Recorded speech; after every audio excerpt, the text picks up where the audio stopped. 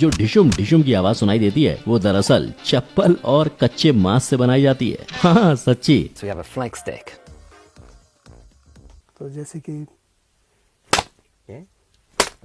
लेकिन ये तो कुछ भी नहीं, क्योंकि अगर मैं बोलूं कि एक घोड़े की चाल और नारियल में बहुत कुछ कॉमन है तो क्या आप मेरी इस बात पर विश्वास करोगे? आप करो ना करो, फिल्म के बड़े पर्दे के पीछे के लोग तो करते हैं। लेकिन इससे पहले कि मैं आपको इसका राज बताऊं, एक बात बताओ, अगर आपको कोई बोल दे कि बारिश की आवाज को रिकॉर्ड करना है तो आप सबसे पहले क्या रिकॉर्ड करोगे? असली बारिश या नलके से बह रहे पानी को? राइट। अब अगर आपने ये दो बातें सोची तो आप पूरे के पूरे गलत हो, क्योंकि मूवीज में बारिश की आवाज रिकॉर्ड करने के लिए नमक और शक्कर का इस्तेमाल किया जाता है। लेकिन कैसे? वेल, ऐसे ही आवाजों के पीछे का सच हम जानेंगे। नंबर 1, घोड़े जैसी चाल। एक बात बताओ, जब भी आप ये आवाज सुनते हो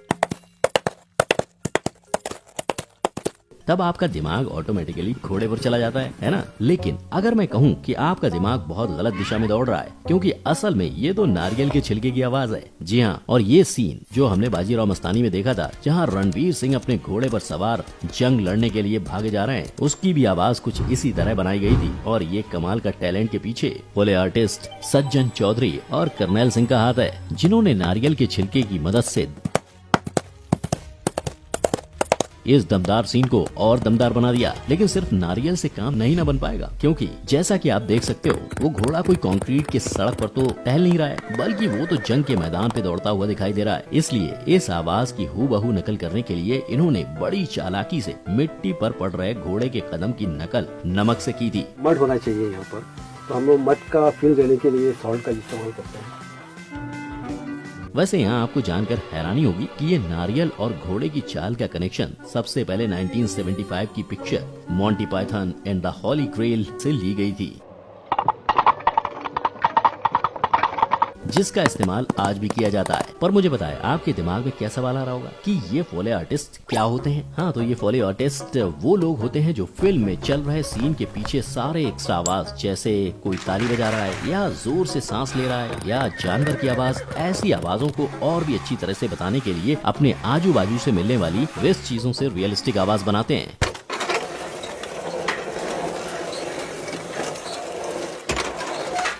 इन्हीं आवाजों की कारीगरी करने में लगभग 1 से 6 लाख तक का भारी भरकम खर्चा प्रोड्यूसर को लगता है। लेकिन आखिर क्यों एक मूवी पर अलग से इतना सारा खर्च करके इन अतरंगी चीजों का इस्तेमाल किया जाता है, जब टेक्नोलॉजी इतनी एडवांस हो चुकी है? तो भाई, इंडस्ट्री के लोगों की माने तो चाहे जितने भी नए और आधुनिक साउंड टेक्नोलॉजीज क्यों ना आ जाएं, एक लाइव साउंड रिकॉर्ड करके मूवी में इस्तेमाल करने का इफेक्ट कुछ अलग ही होता है।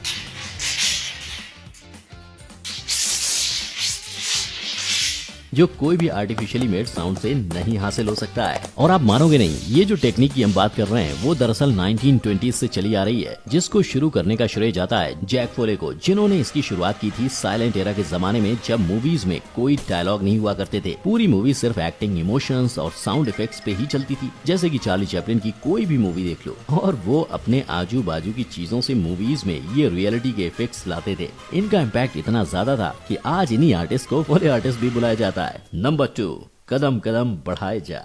तो सीन कुछ ऐसा है कि हम जब बड़े पर्दे पर कोई हीरो या विलेन की एंट्री देखते हैं, तब उनके कदमों की आवाज से ही एकदम साफ पता लग जाता है कि भाई कोई तो दमदार कैरेक्टर की एंट्री हो रही है। पर आखिर ये फीलिंग के पीछे क्या राज हो सकता है? अरे भाई, यहाँ भी हमारे फोले आर्टिस्ट ही अपना जादू दिखाते हैं, और ऐसा वो खुद अलग अलग जूते पहनकर करते हैं। लेकिन ये गलतफहमी में मत रहना, हर एक्टर एक्ट्रेस की चाल के लिए एक ही जूता इस्तेमाल किया जाता होगा, क्योंकि मजेदार बात तो ये है कि इन फोले आर्टिस्ट को भी हर कैरेक्टर के हिसाब से उनके कदम और चाल की आवाज की नकल करनी पड़ती है। जैसे कोई गब्बर की तरह आइकॉनिक विलेन हुआ, तो उसके चलने की स्टाइल भाग मिल्खा भाग के मिल्खा से बहुत अलग होगी।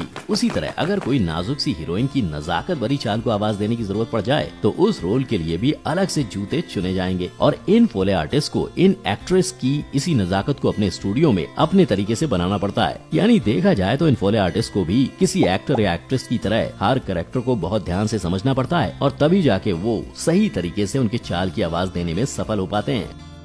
नंबर 3, बरसों रे मेघा मेघा। ये कोजी और कंफर्ट वाली फीलिंग बस बड़े पर्दे पर दिखती है, क्योंकि पर्दे के पीछे की कहानी तो बहुत ही अलग है। क्योंकि आप मानोगे नहीं, हम फिल्मों में जिस बारिश के सीन को देख के और उसकी हल्की हल्की आवाज को सुन के इतने बह जाते हैं, उसे रिकॉर्ड करने के लिए कोई बारिश में खड़ा नहीं हो जाता, बल्कि जैसे कि मैंने कुछ देर पहले कहा था, फोले आर्टिस्ट बारिश की आवाज हूबहू निकालने के लिए नमक और शक्कर का इस्तेमाल करते हैं।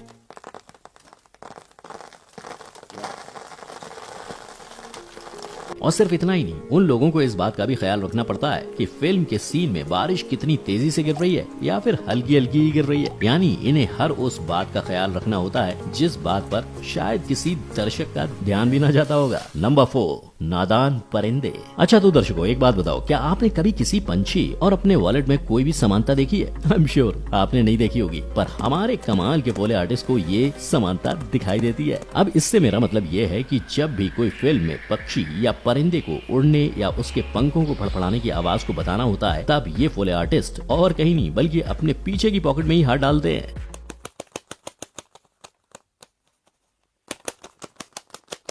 वैसे आप तो जानते ही होंगे कि बॉलीवुड और पक्षियों का अपना अलग ही कनेक्शन है, क्योंकि लगभग हर बॉलीवुड फिल्म में एक आधा पक्षियों का सीन तो जरूर होता ही है। लेकिन अब एक पक्षी के पंखों के लिए वॉलेट तो चल जाएगा, पर तब क्या जब सीन में ढेर सारे पक्षी एक साथ उड़ते हुए दिखाई देंगे? फिकर नॉट, क्योंकि फोले आर्टिस्ट के पास हर सवाल का सॉल्यूशन है। क्योंकि पक्षियों के झुंड के लिए ये लोग अक्सर हाथ में पहने जाने वाले ग्लव्स का इस्तेमाल करते हैं। यानी एक मामूली से पक्षी की आवाज की नकल करने के लिए इन फोले आर्टिस्ट को बहुत सी बातों का ध्यान रखना पड़ता है। Number 5, action packed scene. वैसे आपने भी रोहित शेट्टी की फिल्मों में एक्शन सीन्स तो देखे ही होंगे। आपको ये जान के हैरानी होगी कि ये सीन में जो हड्डियों के तोड़ने मरोड़ने की आवाज आती है ना, वो दरअसल सब्जियों से निकाली जाती है।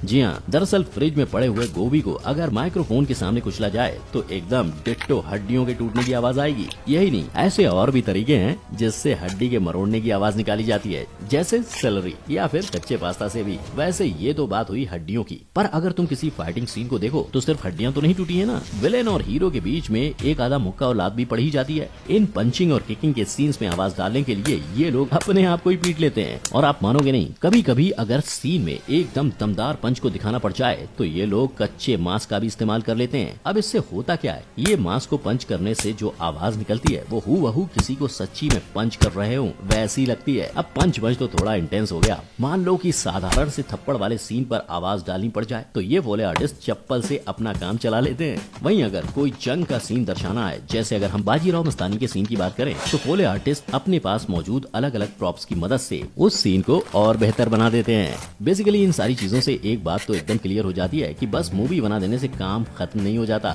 बल्कि वो तो बस 30% जितना काम होता है। बाकी का सारा मिर्च मसाला और मैजिक तो ये साउंड डिपार्टमेंट वाले और एडिटिंग वाले करते हैं। तो अगली बार जब आप कोई मूवी देखने जाएं तो ध्यान से कान खोलकर साउंड इफेक्ट्स पर जरूर ध्यान लगाना। क्या पता आपको इस वीडियो में दिखाई गई कोई रेफरेंस ही मिल जाए। और ये सारे पॉइंट्स में से आपको सबसे शॉकिंग पॉइंट कौन सा लगा, ये नीचे कमेंट सेक्शन में जरूर बताना।